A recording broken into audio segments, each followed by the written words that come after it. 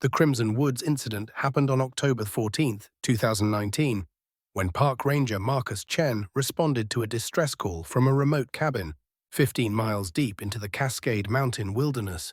What he found there would haunt him forever. The call came in at 2:47 a.m. A frantic voice, barely audible through static, screaming about something watching them from the trees.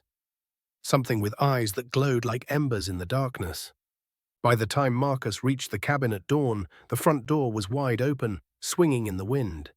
Inside, the scene was chaos. Furniture overturned, claw marks gouged deep into the wooden walls, and every single window shattered from the inside out. But here's what made his blood run cold. The entire interior was covered in a fine crimson dust that shouldn't exist in nature. 4 hikers had rented that cabin. Sarah Mitchell, her boyfriend Jake Torres, and their friends Emma and David. All experienced outdoors people, all vanished without a trace. Their phones were still there, cameras too, but every single photo and video had been corrupted. Except one. One image remained on Sarah's phone. A blurry shot taken at 2:43 a.m. showing the tree line behind the cabin. And if you look closely, you can see them. Dozens of figures standing perfectly still between the trees, their eyes reflecting the camera flash in that distinctive crimson glow. The search lasted 3 weeks. Over 200 volunteers combed every inch of those woods. They found Sarah's jacket hanging from a branch 12 miles north, impossibly high up in a tree that would take climbing gear to reach.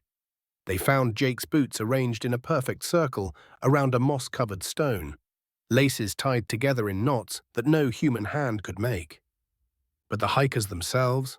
Gone. Then on day 21, Emma stumbled out of the forest, barefoot, covered in scratches, speaking in whispers about the things that live between the trees.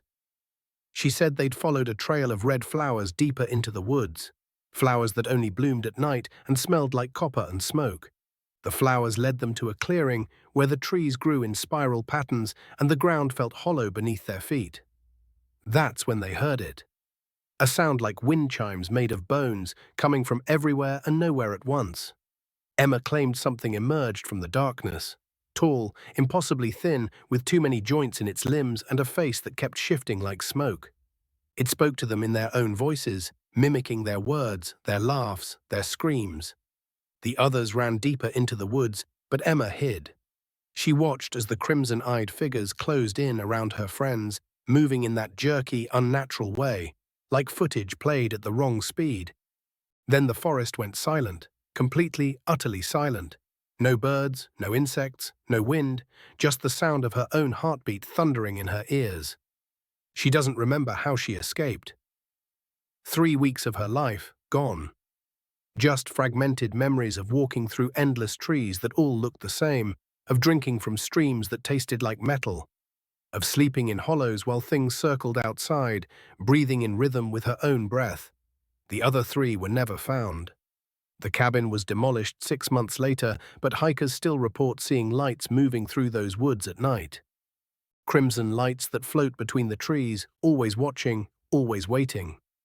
Park rangers won't patrol that sector after dark anymore. They've seen too much. Heard too much. And Emma? She moved to the city, as far from forests as possible.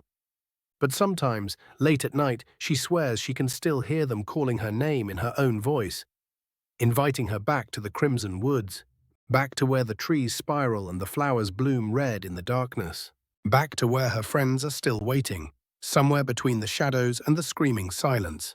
The case remains open, unsolved, unexplained. Just another mystery swallowed by the woods that never gives up its secrets.